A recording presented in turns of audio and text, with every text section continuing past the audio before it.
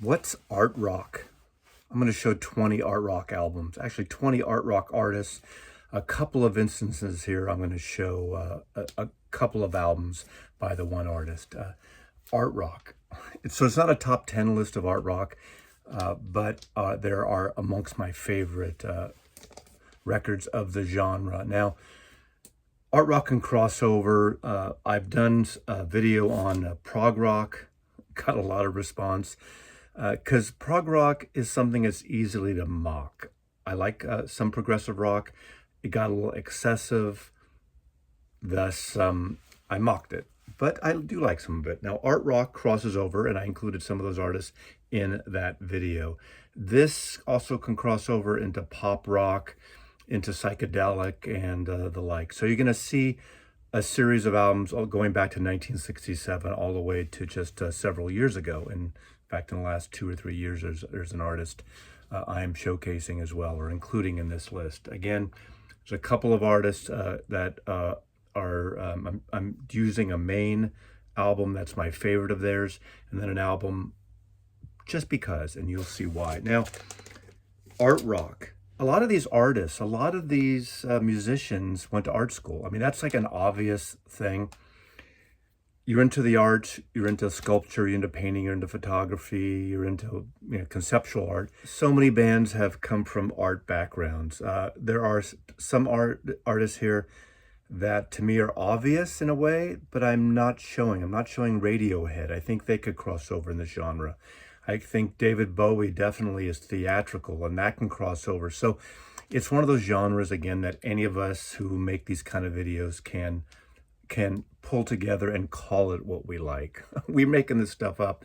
You're coming to my channel and watching my take on this, my opinion. So this is something I wanted to do. Now, obviously, you probably saw from this below, 1967, the obvious choice right now, art rock, is Sgt. Pepper. Is it psychedelic? Is it pop? It's Beatles-ish. Obviously, everything from the wonderful Peter Blake designed cover to the Michael Cooper photograph to the Beatles music to the first time, one of the first times as far as I know that the lyrics were actually on the cover, the back cover of the album, to the great gatefold, to the insert cutout. Artistic in every way, The music, somewhat of a theme, does fall apart as a theme, a brilliant record. Now, Sgt. Pepper is one of those records that gets shown so much, overhyped over the years, but it deserves it. It's 1967, 54 years ago, this album came out, and I was 13 years old. Actually, just before, 2 months before I turned 13, this album came out, and I pulled the stereo one. The mono one is the one that everyone gets all up in arms and saying that's the way the Beatles presented it, that's the way they really wanted it. But I got used to the stereo, but I do love the mono as well. I love the atmosphere of the stereo mix. This record was groundbreaking. It's really hard for younger people and people who weren't around then just to realize how important this record was. At the time, there was nothing like this. This was far and away and far above any other album of its day. Time magazine finally had the Beatles on the cover when this album came out. And in a way, pop criticism, pop writing, rock and roll criticism kind of was, in a way, came about because of this album. Critics, writers took this music seriously because of this album. So this is a good gateway to this video, and I just can't stress how important it is. Coming from art school, coming from architecture school, we got Pink Floyd. You got Pink Floyd. This album with Syd Barrett, it makes it more creative. Of course, I love the psychedelic sound. I love the mood of Pink Floyd. I like almost all their incarnations. The last couple of things, Parts and Piece together without the full group, I'm a little hot and cold about, but that doesn't matter. You can't deny the originality and the perseverance of Pink Floyd, and how Harvest Records and Capitol Records kept with them, and they finally, obviously, we all know, when they created in 1973, Dark Side of the Moon, it changed. The biggest record, one of the biggest selling records, longest chart busting record almost of all time.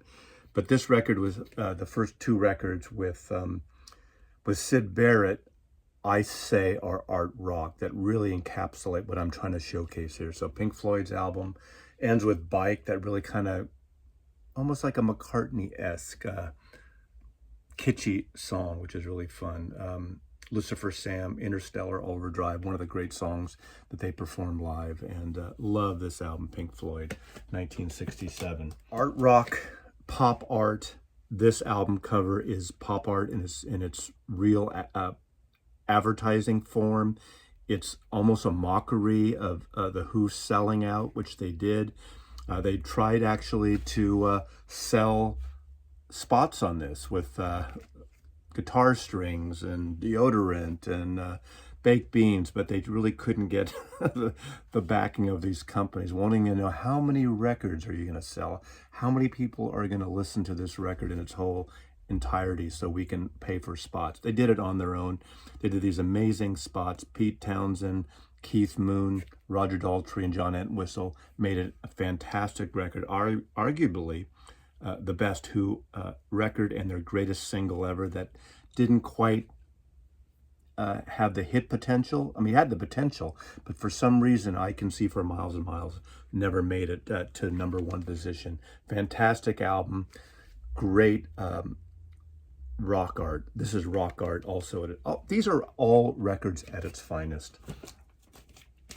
The Velvet Underground, probably the most influential record that really hardly sold. The rumor has it that they sold initially 6,000 albums.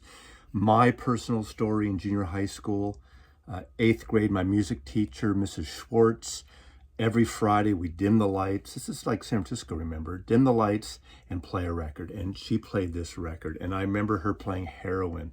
Now, in today's climate, if a teacher played a song called Heroin in the class, that some kid would videotape it on their camera. The teacher would get fired, thrown out of school. We didn't all become junkies.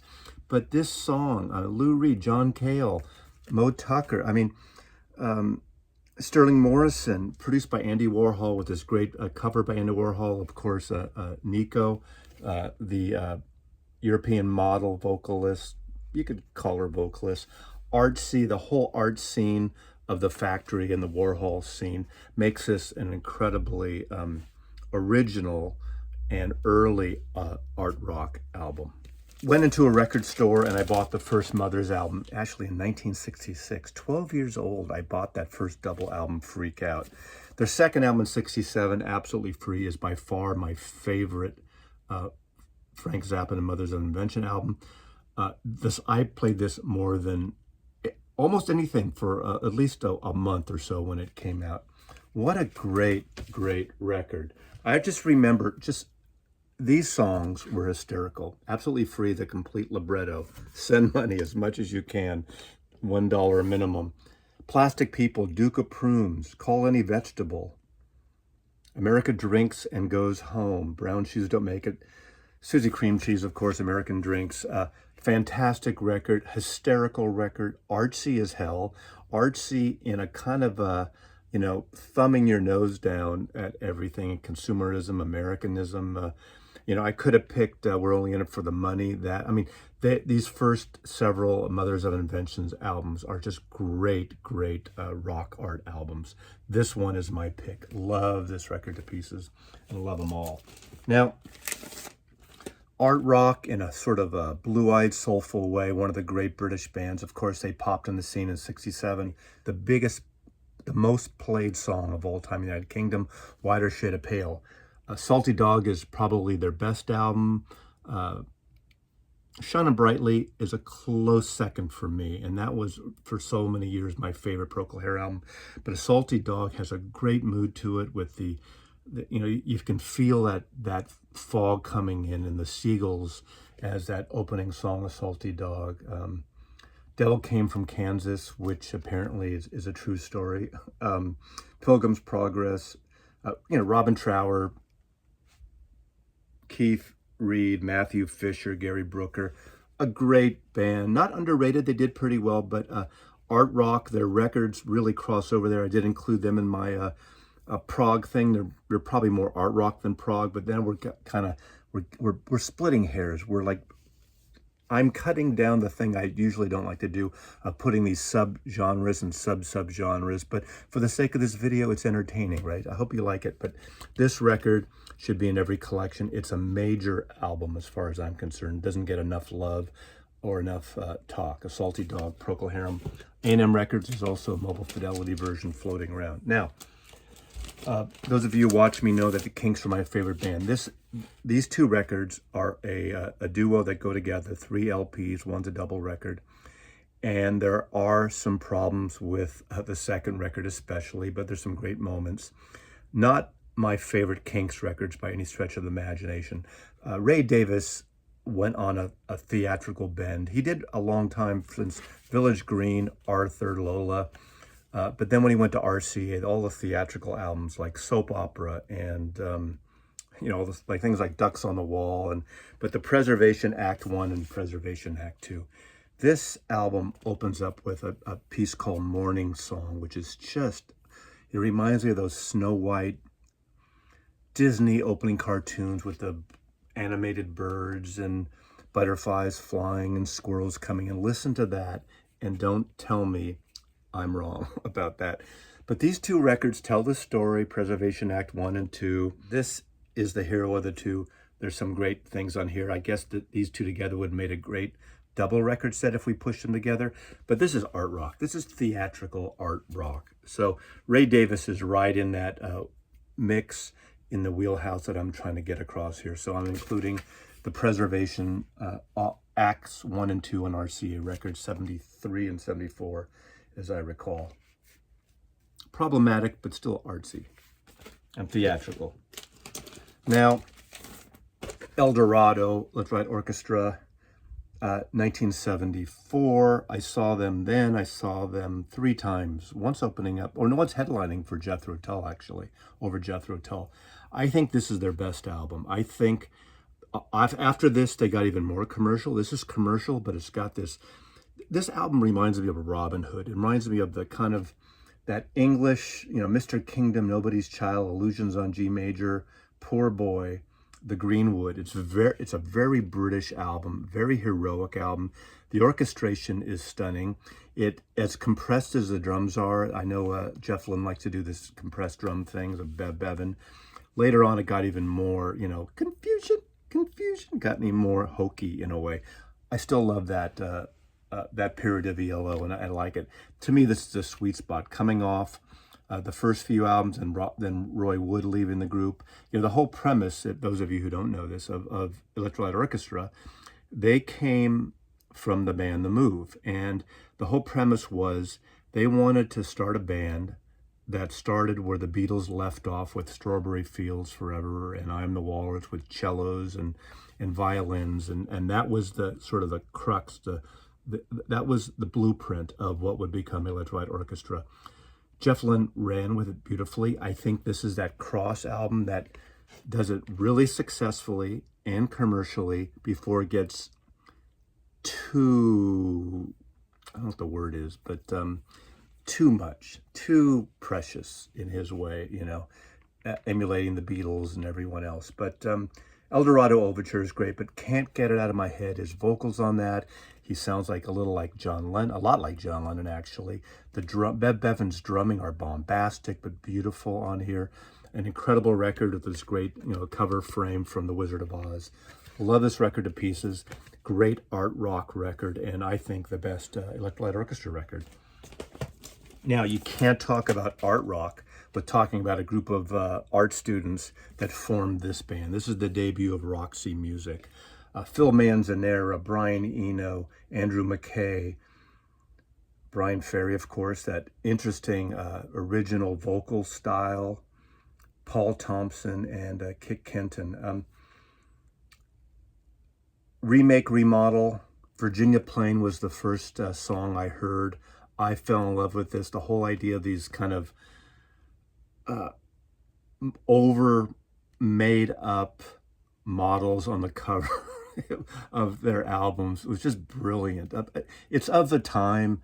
I think they still hold up. We're in a different world now, but I ain't gonna like woke this stuff. I think it's incredible. Roxy Music, their debut album, fantastic record. Also, Sea Breezes is a great piece of music. Interestingly, covered on the Mike McGear, Paul McCartney's brother, album called McGear, and it's basically a Wings album with Mike McGear singing. He covers Sea Breezes from this album. The Bob, fantastic record. Art rock to the hilt. This is totally art rock in so many ways. The artwork, the music, the production, very, very different. That whole glam thing going on. And right in here is where I would probably normally insert a David Bowie record, but for this video, I just didn't do it. However, I am including Sparks, American band, a band everyone thought was a British band, the Sparks Brothers. By the way, the Sparks Brothers documentary is on Netflix right now.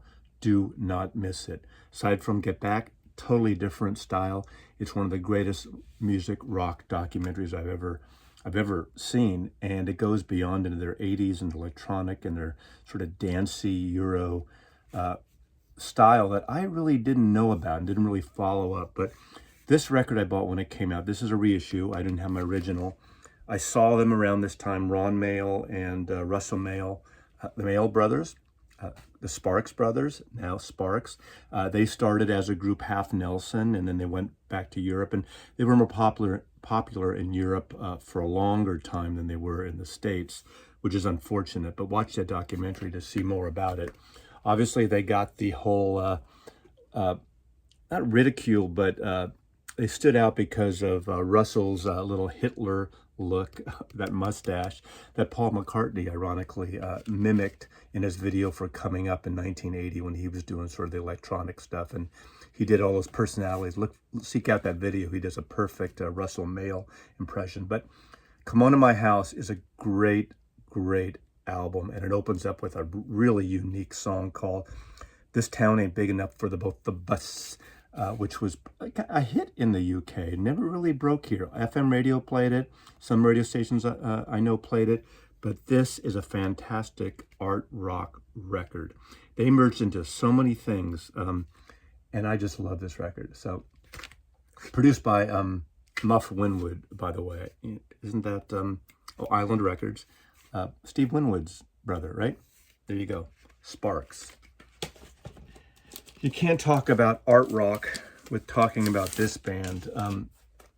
Almost like a super group, 10cc. 10cc from Manchester, had a studio, Strawberry Studios. 4 geniuses of music, 4 amazing singers and players. I'm showing this too, how dare you, but Eric Stewart was a singer and a member of the Mindbenders, Wayne Fontaine and the Mindbenders, Groovy Kind of Love. Graham Gouldman, great songwriter. He wrote No Milk Today, Herman's Hermits, For Your Love, Yardbirds, a string of pop hits, and great songwriter. Then he got Godley and Krem, who so you had sort of 2 halves of 10cc always. Would that be 5C? Should they have changed their name to 5C when when they split in 2 and Godley and Krem went out? But this album is a stunner. It opens up with One Night in Paris, this long suite that's precious as hell. And I've heard some people just can't stand that piece of music, but it's art rock. It's got little parts and pieces and develops into a really fun piece of music. Obviously, the biggest hit of their career, I'm Not in Love, with the multi-track overdubs. Now, this came out literally around a month or 2 after Bohemian Rhapsody was basically recording the same time as Queen's Bohemian Rhapsody. There's a lot of similarities in the overdubs, hundreds of literally vocal overdubs and recordings, and it's a fantastic record, fantastic piece of music. Obviously, they didn't have the lead singer, the personality like Freddie Mercury that Queen had, so they never got the same kind of having a front man like a Keith Richard, like a Mick Jagger or a Freddie Mercury, helps bands in so many ways. But they were sort of 4 equal parts and doing incredible music. Life is a Minestrone, I think, opens up It doesn't open up. It's on side 2, I'm sorry. The Film of My Love, Brand New Day, incredible record. And I want to show this because this is a really important record. And Hypnosis, who did a lot of the Pink Floyd covers, McCartney covers, designed and created these covers. This is a hysterical record. And How Dare You is amazing, but I Want to Rule the World. And one of my favorite songs on here is I'm Mandy, Fly Me. Incredible arrangements this band does. Artsy as hell. Art for Art's Sake is on here. Come on. 10cc, that is apparently, 10cc is the average amount of ejaculate, and the average sperm ejaculate is the amount that we blow out, I guess, shove out, put out. Anyway, that's the name 10cc came from. So, How Dare You and original soundtrack. One of the great American art bands, and this band, they met at the Rhode Island School of Design. They came out of the punk scene. They were anything but punk, and that's obviously the Talking Heads.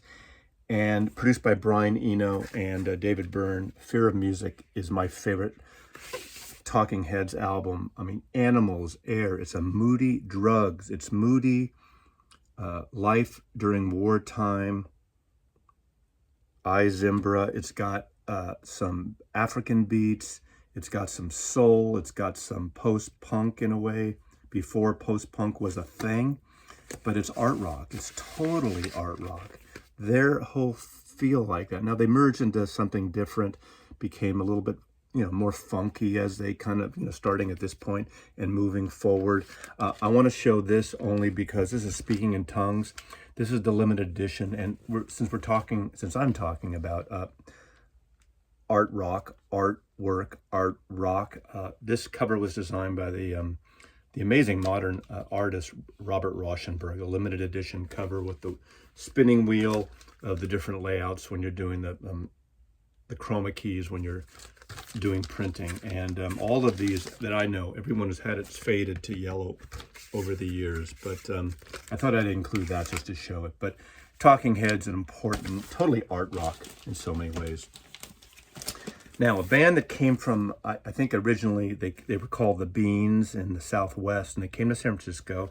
And I used to see this band play, especially. They played for, it seems like a month. They had a residency at Bimbo's 365 Club in North Beach in San Francisco. And it was one of the most amazing shows I'd seen. Very much like, the Bowie, Ziggy Stardust, but in their own way.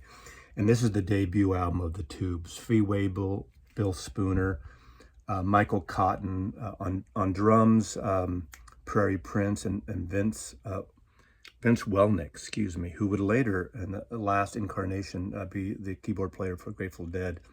Unfortunately, he committed suicide after Jerry Garcia died. It was not a pretty scene, but Michael Cotton and Prairie Prince kind of put together the design for this album. They were artists.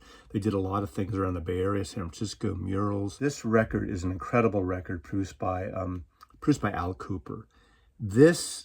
I think this is a masterpiece, this debut Tubes album. Now, it didn't spawn as many hits as later. They had when they went to Capitol Records after 3 albums on A&M, I can't remember, 2 or 3. They had a hit that was on MTV, and that didn't interest me as much. To me, this is the sweet spot. It's progressive, it's punk, it's art rock. It's beautiful record. Up From the Deep is kind of proggy. Halo, Space Baby is very melodic. Mondo Bondage, Boy Crazy, What Do You Want From Life, and ending up with their sort of anthem, White Punks on Dope. Fee Waybill had this character called Quaalude, again, not unlike Bowie doing Ziggy Stardust. And the live presentation, I went to 2 or 3 of those shows at Bimbo's when this album came out, was one of the most amazing performances. A small sit-down, kind of like dinner theater club atmosphere. Incredible. It was really over the top. This record is well produced. Al Cooper did a fantastic job. In a way, Al Cooper is an unusual choice for this, but I think he nailed it. I think this is a fabulous record. I just played this again. I blasted this last week, and I forgot how great it sounds and how good it is. And it takes maybe a while to percolate, to get into the variety on this. There's a lot of variety on this. Prairie Prince is a dynamite drummer. Has been on a lot of studio sessions around the San Francisco and other bands. But incredible album, the debut by the Tubes on A&M Records. Now, I can't talk about art rock, I think, without talking about Kate Bush, The Dreaming, or the one after this, which was her biggest hit. I think this is the artier of the two. I would say the one with the Running Up the Hill is the most more commercial. This is unusual. This is a deeper album. This is a brilliant album. There's so much going on in here. She was pretty much sort of discovered and hooked up with EMI because of David Gilmour of Pink Floyd, who sings harmonies on Pull Out the Pin. Great record. There Goes a Tenor, Sat in Your Lap, The Dreamer, Night Over Swallow, Get Out of My House, Leave It Open, Suspended in Gaffa. Amazing arrangements, unusual production, great vocals, intense. Her high-pitch vocalizing from Wuthering Heights has come a little deeper, and she's doing more with her voice and her organizing. But incredible record, art rock. One of the most brilliant newer artists in the last, say, 8 years in the art rock venue, as far as I'm concerned, is MGMT Management.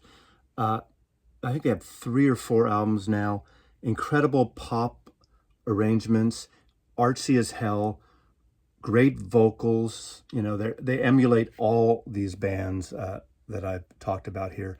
Really cool arrangements. They get in the prog side of it. They get into some intense rock and roll, but artsy enough to be included in this video on art rock. MGMT Management, again, on Columbia Records.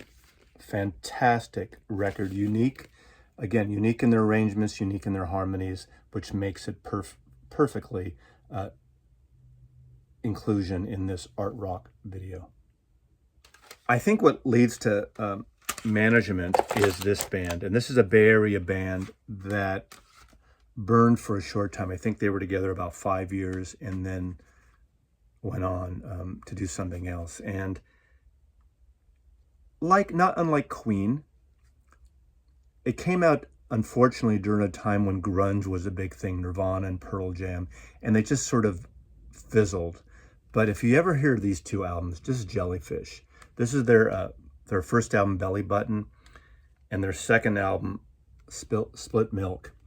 Incredible power pop records, but art rock albums. A lot of great harmonies, amazing arrangements, very catchy. Slap a CD or a download and put it in your car and drive it, and it'll make you smile. This stuff is great shit. The 2 main singers would go on and would sing all over Ringo's album, Ringo Rama. They would do background and harmony vocals, which really makes sense because there are some Beatles, you know, this is like the Beatles and ELO and Queen and bands like that mixed together, and 10cc and doing art rock, a little more upbeat, a little more modern take than the 70s, again, early 90s, and again, they got lost in the shuffle in a way, but highly recommend these 2, I think they're only 2 albums they've ever put out by Jellyfish. And of course, I couldn't do this without talking about Queen, and I'm going to showcase Night of the Opera, Day at the Races, of course, titles right out of the Marx Brothers movies. Bohemian Rhapsody became the iconic song, but on here we also got Love With My Car and You're My Best Friend, which is a great song on here. I almost like this record better. You Take My Breath Away, You and I, Somebody to Love.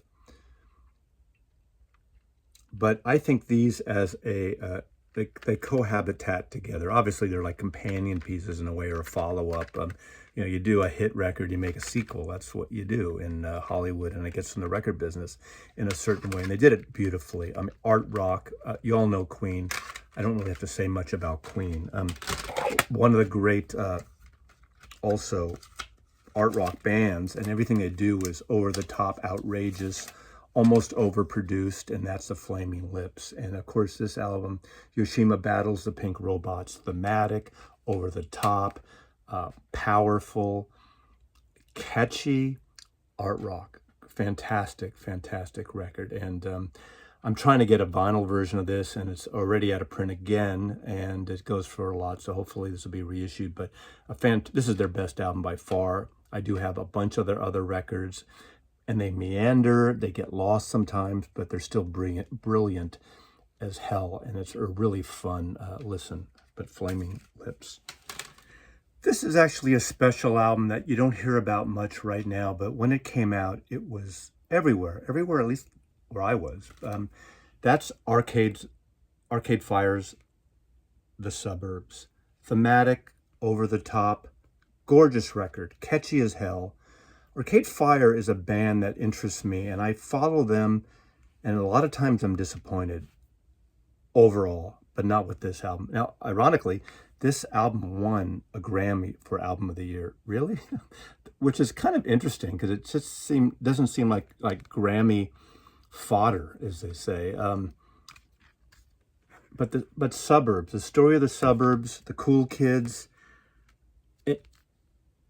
art rock, all the stuff they do is, I would say, is art rock. I don't know what else you would call it. It's pop, but it's interesting arrangements. It's really unique. It's different. They had a sound that was different than any of the bands. I would throw at the same time I got into Arcade Fire, I got into the Decemberists, and they could possibly also fit in here, but they have a little more of this kind of rootsy thing going, which, not to say art rock can't be rootsy at all, but I think this, out of those two bands, not that I have to pick one or the other, but I did, I think Arcade Fire is the band for this video. And this album, Suburbs, and again, another record I really want to get on vinyl, but fantastic record. I just played this again yesterday just to kind of revisit it, and it still holds up. It really fits together. It's one of those albums that the whole, in fact, I should have said that. Thing about these albums, almost everyone works as an album. It's not just a bunch of singles plucked together. The whole idea of album art, album music, a cohesiveness is important in terms of what my definition is of art rock. So Arcade Fire, art rock. Lastly, the New Kids on the Block, literally. It's been 5 years since their debut, and this is the Lemon Twigs. Lemon Twigs, I believe they're from Long Island. Two brothers that I saw open up for a band called Sunflower Bean 5 years ago in Seattle. I was blown away. Two brothers, and they had to supplement 2 or 3 other musicians. They were like 20, 21 years old, if that then. They're a combination of the Sweet, Wings, Todd Rundgren, another artist I could have shown here, the Raspberries. So if you like power pop, this is art rock, power pop, catchy as hell, incredible musicians, incredible singers, almost like young geniuses. They nail Wings, they nail Sweet, they nail ELO, they nail Todd Rundgren, all those bands, Raspberries. They're catchy as hell. Now, I'm showing this because this is a double album that did Go to School, and this was problematic for me when it came out. It was over-ambitious, over-the-top double album, almost like a mini opera. A lot of the songs, one of the brothers sounds exactly like Todd Rundgren, which is kind of ironic because Todd Rundgren actually appears on this record singing a bit. They're the brothers. They're all glammed out. They totally glam out with their outfits. I mean, they're right out of 1973, definitely. Look at this. You got to check this band out if you ever have a chance. They have another album after this. I don't have it here, and it's really good. This album took a while for me. I did do an early video on this album, and I wasn't sure if I liked it. Now, over the years, it's grown on me. Still, there are problems with it, but it's art rock. It's amazing. It's brilliant. I mean, if these guys keep it together, I think they're they could create some of the most interesting music over the next decade.